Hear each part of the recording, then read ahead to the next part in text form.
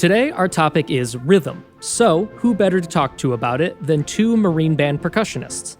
I sit down with my colleagues and discuss everything from the basics of how to conceptualize subdivision to advanced practice techniques to really hone your craft. Today, I have with us a pair of percussionists from the President's Own to talk about, what else? Rhythm. Firstly, we have Staff Sergeant Bradley Lotus. How are you, Brad? I'm well. Thank you for having me today. And then there's Staff Sergeant Alex Gardy. Alex, welcome. Hey, how's it going? Thanks for having me. So today is all about time, or more specifically, rhythm. But before we get into all of the nitty-gritty of it, why is rhythm so important? Obviously, it's so we can all play at the same time, but even beyond that, what's the big deal about rhythm? Yeah, like you said, playing in time is really important. When you're playing by yourself, it's important to have a solid foundation in your own personal time and personal rhythm. And to have that is essential for when you start playing with other people. Maybe you're playing in a chamber music ensemble, or you're playing in a wind ensemble or a full orchestra. And if one person has sloppy rhythm, it affects the entire ensemble. So it's really important just for everyone to be, really on the spot. And then we all combine our own personal efforts into one big, hopefully rhythmically together ensemble. Yeah, hopping on what Brad said, rhythm is one of the fundamental aspects of music, kind of in all regards, whether you're playing solos, whether you're playing with ensembles, whether you're playing classical music, whether you're playing jazz music, the rhythm is one of the driving aspects of the music. And so we want to make sure that, like we would, make sure that we're playing all of the correct notes in a passage. We'd also want to make sure that we're playing all of the correct rhythms as well. When we bring the rhythm into the music, we really want to make sure that we are doing it faithfully and that we are continuing to have it enhance our performance by being as accurate as possible. And we as percussionists definitely get to really explore that because we don't always play pitched instruments. And so for us, rhythm is kind of the name of the game. Something that band directors have been shouting at their students since the beginning of time is subdivide. And when I was first learning music, I wasn't always exactly sure what I was specifically supposed to do to subdivide. Do I count different? Do I say one E and a, two E and a in my head over and over and over? Or is it just kind of something you feel? Could you both explain your process of subdividing and how you do it while you're playing music? If you think about, we'll just say like 4 quarter notes, and you could just say, hey, count to 4, Connor. 1, 2, 3, 4. Okay, that was very in time. If you just count to 4, there's a lot of space, white space, like Alex was saying before, between each of the counts. But if you are putting in extra material between each of the numbers, it kind of forces you to stay on track. Yeah, if you put more syllables in between this white space, like you say, you're almost sort of forced to fill it up evenly the way that music works. Right.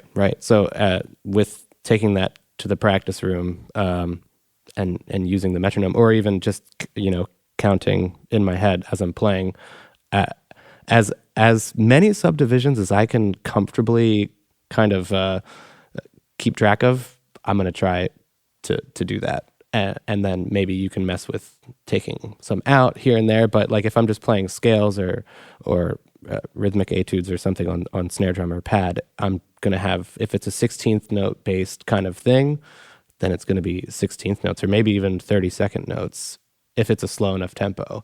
And that just, I don't know, the more information that you have, I feel like it just kind of helps you over time to internalize that subdivision so that it's kind of just on autopilot for you. I would definitely agree. I mean, those are all extremely useful tips and tools for helping people of all ages and all abilities kind of internalize this sense of rhythm and pulse a little bit better. And it's, even at the professional level, something that is always going to be a work in progress. And it's always going to be something that develops. So just kind of, establishing these good habits early on with students, it will only help them further on down the line for sure. Specifically, I really enjoyed what Brad was saying about subdividing, into as many, faster rhythms as one can. If you've got a quarter note pulse that's somewhat slow, trying to be able to fit in 16th notes to it. But I also think it's very helpful to experiment a little bit and say, oh, okay, it makes sense. Maybe there's 16th note pulse going on in the rest of the piece. So let's try and do our 16th note subdivisions. If you take it out of context, it can also be helpful to try a triplet subdivision, just so that you are kind of approaching this at a different rhythmic breakdown, so that you're using another way to try and internalize this feeling, and will just help get one's mind around different ways to feel the same pulse. The other thing just about subdivision kind of in general is, we don't often need to try and subdivide faster rhythms. Subdivision is always a tool that band directors might use when the tempo is slower, right? If there's a quarter note equals 70 or something like that, and the students are rushing or the students are dragging or something like this. And so, having this grander space is sometimes difficult to keep pulse through. And so using the subdivision just instantly, if we're going to from a quarter note to an eighth note, if we're in this duple time grid, then it will instantly just double the tempo. It's a lot easier to keep time at 140 than it is to keep time at 70, just kind of for everybody, just because, again, there's less space in between these notes. And so this is why subdivision is such a useful tool and topic. And, shortening the time in between notes is just a little bit easier for humans for some reason. Yeah, I agree completely. Yeah. And I think I maybe was sitting in on a master class. It was like a jazz drummer or someone at Temple, and they were saying like it's so much harder to control the notes we're not playing than the notes we're playing. That kind of like is the same with like the subdivision and keeping everything on track where it should be. Especially slower music. The classic adage that the hardest rhythm that ever occurs is just 4 quarter notes in a row. Well, you mentioned something, Alex, that I like, where it's 70 is the same thing as 140. It's just on a different level of subdivision, right?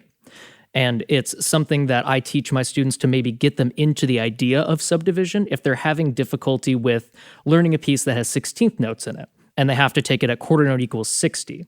Like maybe they have trouble keeping track of 4 subdivisions within the quarter note at 60. So I tell them, okay, let's put the metronome to 120. And now suddenly all they have to do is 8th notes. And then from there, I have them tap their foot every other beat so they can feel that quarter note equals 60. And that's sort of almost tricking them into subdividing at some level. Absolutely. Okay, so we've conceptualized rhythm in a few different ways here, but how do we put this into practice? What are some ways to explicitly practice rhythm? So if I were like talking to a student and saying like, hey, how do we work on this rhythm that you're struggling with? One of the first things that I would do as a teacher is I'd say, let's put the instrument down and let's kind of like get out of our comfort zone a little bit, because it kind of, maybe you're tricking your brain because you're like in this uncomfortable place, but it like makes the hard part easier because you're like focusing on how uncomfortable you feel. Like, so I'll say like, let's sing it. And students hate singing. Hate it. And I hated it too. And I still do, but it's good to force yourself to do these uncomfortable things, right? So we put the instrument down and obviously if you're singing a rhythm, if you play a melodic instrument, and you want to sing the melody too, great. But if you want to just isolate the rhythm, it's very fine to just do a very boring monosyllabic blah, blah, blah, blah, blah sort of thing. And just, force yourself to do that. Or instead of singing, you can clap your rhythm, or, maybe force yourself to clap the macro beats while you're singing the part. That's another thing. And also, we can all be honorary drummers too, and we can, just like tap a rhythm on our knee or, anywhere on the music stand with your pencil that you brought to rehearsal. Of course, always, of course. That's just assumed. So I love the idea of practicing rhythm away from your instrument, and all instruments too, because inherently we see percussion as rhythm instruments that we might not see like a flute the same way. But I think it's equally as important for a brass player, flute player, anyone to just practice the rhythm away from the instruments, removing a variable. The example I use with my students is, okay, take the instrument out of the equation. You have freed up some processing power in your brain. Let's say just even playing these notes takes up 30% of your processing power. If you're not doing any of that, you have more processing power to throw at the rhythm, and it'll be easier to focus. And then you practice that over and over again, and then the processing power it takes to do that rhythm goes down and down and down, and eventually you can do both. It's all about isolating the variables here, right? So taking away something else will, if you're just focusing on the rhythm, then more repetitions on that will help with the internalization of the difficult rhythm, and from there you can just go on. But no, I love having students, clap rhythms. It's just so revealing too, because if we're talking about having wind players no longer playing wind instruments and instead clapping, a clap is such a very clear, it's such a direct sound that if you have a larger group of them trying to clap together, then it's very clear when things are not always together. So it's helpful for educators as well to be able to very clearly get a direct pulse on where problems may lie within the rhythms, and how the students may be having a difficult time conceptualizing something, and can just help isolate the problems and hopefully lead to solutions. And if you have a student who feels awkward about singing, I have found that if you sing even louder and even worse than they do, they will feel much more comfortable singing, because if you make a bigger clown out of yourself, they're a little less self-conscious about that. Being a good teacher definitely involves making a fool out of yourself more often than not. Almost constantly. Always. So speaking of practicing rhythm, what role do you believe a metronome has in practice? Is it just, it should always be on, absolutely no question, the metronome is always there, just sometimes for specific reasons? How do you use a metronome in your practice? I think there are strategic times to not use the metronome. All other times, I'm using it. I love my metronome. The question is how are you using it, really? And we can go nuts here and get wild and out. Okay, let's hear it. Let's list off some ways. I think maybe more importantly is thinking about, when do we not use the metronome first? Because we could talk for hours about how to use it, especially since we're percussionists. And this is what we talk about over dinner. It's a little intimidating, yeah, with talking rhythm with percussionists. Yeah. So Alex, as soon as I started talking about it, he chimed in with, "I love my metronome." I do, and I do too. But we can kind of sort of have too much of a lean on our metronome. Maybe it becomes too much of a crutch. And I definitely fell into that sort of that pitfall. It was tragic. When I was in university, I think I was just using the metronome all the time, every time, too much. Even if I was doing run-throughs of pieces, the metronome was on. And so I think a big aha moment for me was stopping that, especially if I was doing run-throughs of pieces, or even just playing smaller sections of pieces, because I just kind of was relying on it too much. And then so I'm like, oh yeah, my rhythm's great because I'm playing exactly with the metronome. But then you turn the metronome off, you don't have that crutch anymore. And then the crutch is gone, and then you listen back to the recording and you're like, oh gosh, my metronome, my rhythm was not that great. And it's because you were just so used to that little friend of yours just with you all the time that, you weren't actually, what we were talking about before, subdividing. And you're like, I'm great at subdividing. But no, the metronome was subdividing. You all still along. have to internalize the pulse and subdivision that the metronome is giving you. Learn to be your own metronome. Mm-hmm. Yeah. One quick distinction that I want to make is, I think that the usage and the time to use the metronome kind of definitely varies depending on the context of your practice. So if we're speaking about, Brad and I are very much in the world of individual practice for auditions and for parts with the band that we are just working on our own. So I think using a metronome individually in the practice room, working on your own personal music is a very different thing than using it in the context of a classroom with an ensemble of any size. When I was in high school myself, my band director never used a metronome over the speakers in the band room. And now that I'm here in the DC area, I've been doing some work, some teaching, some consulting, I guess you could potentially say, with local high schools, and I find that it's a common thing that they will have a metronome hooked up to a speaker playing during concert band rehearsals.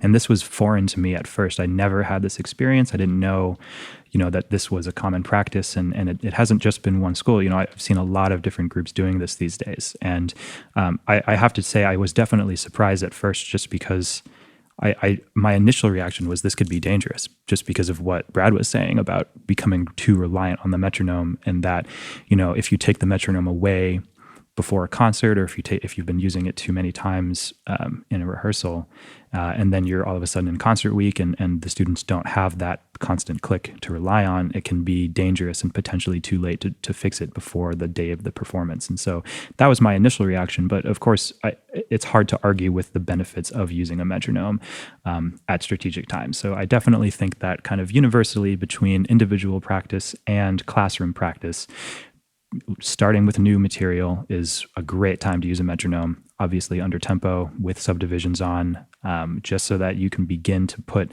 all of the pieces together in time. And then definitely as larger chunks of music come together, again, both individually and in the classroom, I think starting to do a few repetitions without the metronome, just to give either yourself or your students the sense of, hey, we are not going to have this for the actual thing. So we need to make sure that all of the work that we're doing with the metronome is still with us, even though we don't have it. So I think that, kind of the slow wean off the metronome, especially as we're getting closer to performance time, is definitely necessary. We've been talking about ways to responsibly use the metronome, but let's nerd out a little bit here. What are some ways that you do use the metronome in your practice? What are some weird tricks or things that you do with the metronome, kind of a rapid fire round, things that you do to help quiz your time or maybe improve your subdivision? Okay, here we go. Now we're talking. Okay, so let's say we're working on a passage of 16th notes. So a lot of great things you can do, right, is you have the metronome playing 16th notes, right, with the accented note is the downbeat, right? Yeah, okay. Perfect. Yeah, you're hired. I'm a metronome. And so then from there, and that's kind of like the baseline. That's so you want to have lots of subdivision, and that's helping you internalize the pulse, so that when you take the training wheels off, you still have that still kind of going in your head. And then you can start playing with fewer subdivisions, and then maybe fewer beats. You can also displace the downbeat. So instead of, da da da da da da da da da, you'd have da da da da da da da da da da, or da da da da da da da da da, or da da da da da da da da da. You can. It's endless, right? We can just play all these games, and your brain and your sense of time, it's kind of like a muscle, right? So actually, if you get in the routine of doing the same workout every day, your body adapts to that, and then you kind of at first you'll see some improvement, but I think you kind of plateau, because it's important to vary your workouts to kind of keep the muscles guessing, right? And it's the same thing maybe with the metronome. It's we're forcing our brain to work a little differently or a little harder, and practicing ways to make yourself feel uncomfortable almost with the subdivision, and then make that comfortable, and then you've upgraded your subdivision. Right. And then so there's moving the downbeat. You can have fewer subdivisions, fewer beats, I was saying. So you could have quarter notes when you're first starting out, and then you could move to half notes, and then you could have a whole note. Or it could be fun too if you're let's say you're playing something in 4/4 time, and you have the beat going every 3 beats or every 5 beats. This sounds like torture, but very helpful and educating torture. Right. I was in a saxophone quartet once, and we were playing a David Biedenbender piece, You've Been Talking in Your Sleep, and that's a very, very rhythmic piece, very on the grid, and we did that. We had the metronome sound every half note, then we had it sound every whole note, and it really opened our eyes to a lot of things we were doing wrong, so it was extremely helpful. So, Alex, do you have any fun metronome games? I find that I use my metronome in conjunction with my calculator app on my phone, just so that I can be dividing, further and further. So I'm going to need a little bit more of an explanation on that one. So well, I'm not great at math, and so it's like if I'm trying to find out, I'm playing a piece and it's at this tempo, but I want to reduce it down by 4 in order to have the beat only sounding every whole note. Sometimes I'm not always able to do the the number divided by 4 and by 8 and so on. And I find that if I'm working on something, I always try and get my metronome down to something like 17, so that it will be sounding every, call it 4 bars, 5 bars, because that's just such a good test of my internal pulse, where it's like if I'm playing 16th notes for 5 measures straight and then I line up exactly with the click 5 measures later, I'm probably pretty confident that I can maybe play this in time, right? So I think that the metronome reduction for me is kind of my go-to. I just love doing it. But the amount of mental energy it takes to play like scales with the metronome on every beat compared to the metronome only every like 5 measures it's like worlds apart. Yeah. And it can be easy to kind of just like maybe go through the motions.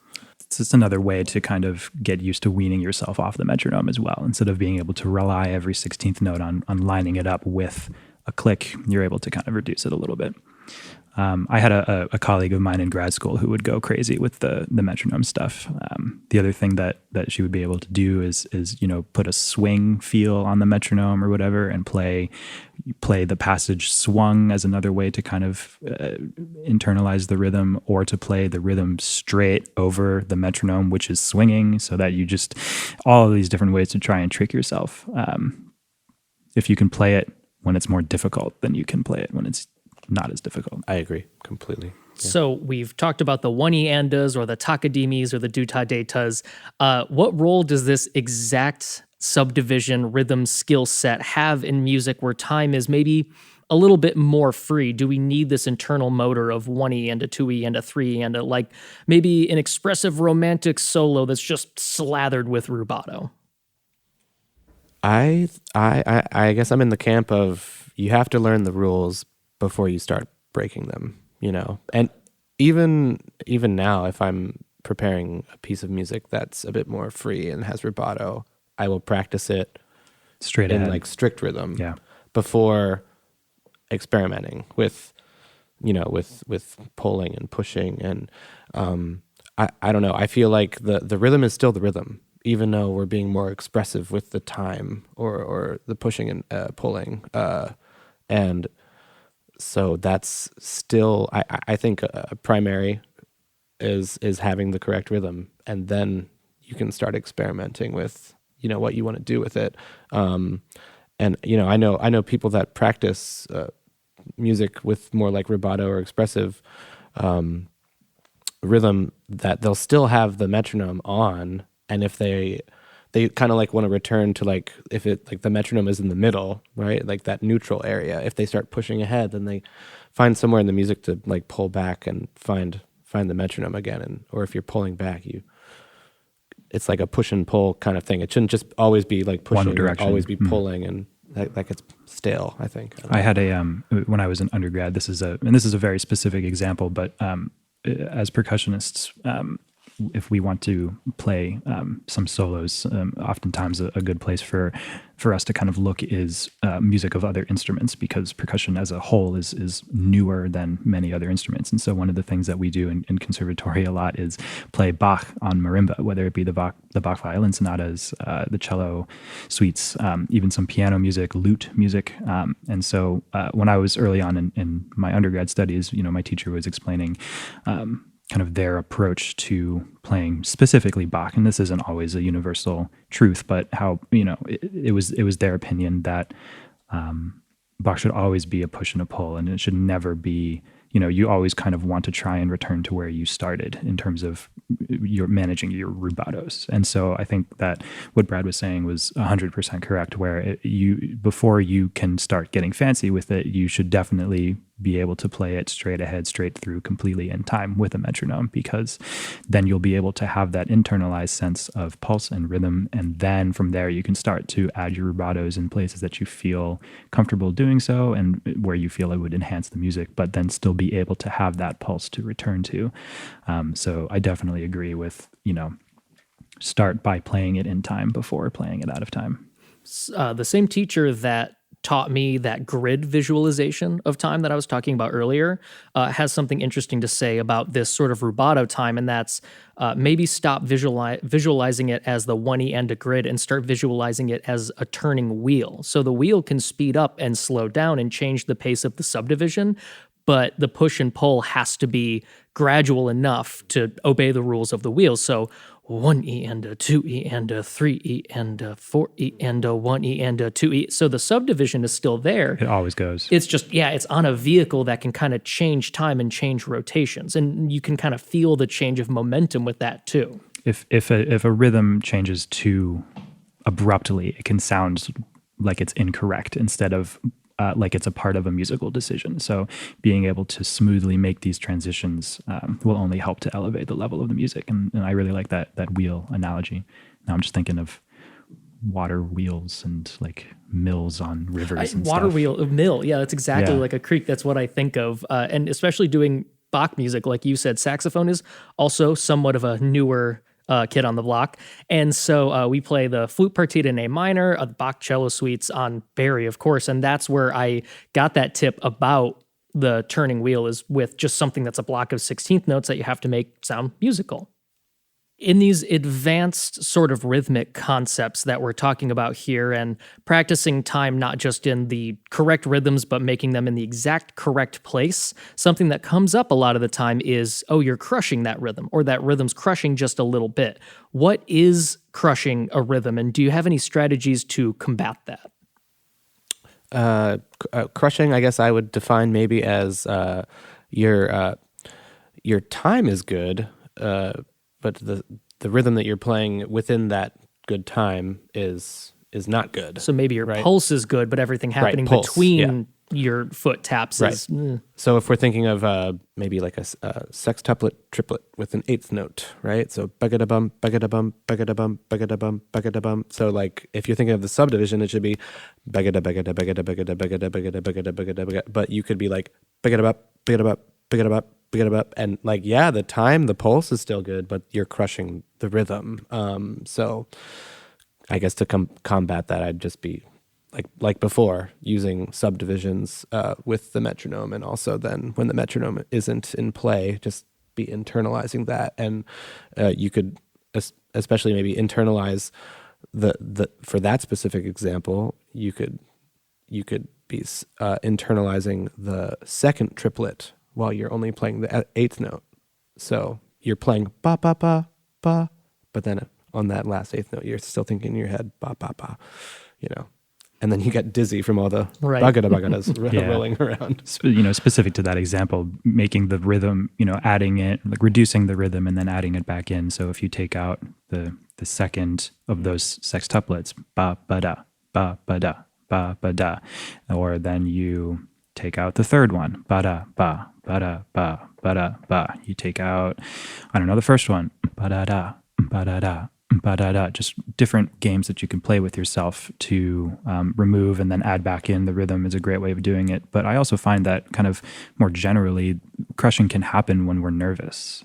For me, it's definitely a thing that if I'm in an audition or a high pressure performance or something like this, the nerves are going to, I'm going to feel them a little bit, and I'm thinking about all these things, and maybe, I'm like rushing, but I've done really good metronome work, and so my pulse is okay, but like I'm rushing through these sextuplets or these 16th notes or something like that. So, this is as with any other thing to practice and getting ready to play when you're a little bit uncomfortable or a little bit nervous, whether you're preparing for an audition or an assessment or something like this. Just practice performing nervous. Play for other people, play for your recorder. Do anything that you can to feel like you might feel on the day, and then practice under those conditions and see if you are indeed crushing rhythms or if you're not. And it's just, if it's something to draw your attention to or not. But I think that just being nervous is always a good way of preparing to be nervous. And I found sometimes people can't hear their own crushing. And so a trick that I did to prepare for my audition here into the band, it might be a little bit crazy, was to play something at full tempo and then slow the recording down and subdivide then. And something I learned, speaking of triplet versus eighth note subdivisions, Brad, is in Molly on the Shore. That triplet, the I was crushing that into 2 16th notes and an eighth note. Right. Yeah. And at tempo, that's a really, really hard thing to catch. It's a very subtle difference, but it is there. And so maybe you're playing the time correctly, but just those 2 tiny little notes are crushed. Another thing, I've definitely done this with students before, is to, I guess, embrace the incorrectness and even take it a step further and play something intentionally wrong. Just so that you hear it. To really just exaggerate the incorrectness and then pull it back the opposite way, maybe, and then find the center. Right. Arguably, it's just as important to know what not to do than what to do. So, Brad, Alex, thank you so much for nerding out with me about rhythm. It was really nice to have you on, and hope to see you on the podcast again. Thanks for having us. Thanks, Connor. Yeah, we appreciate it.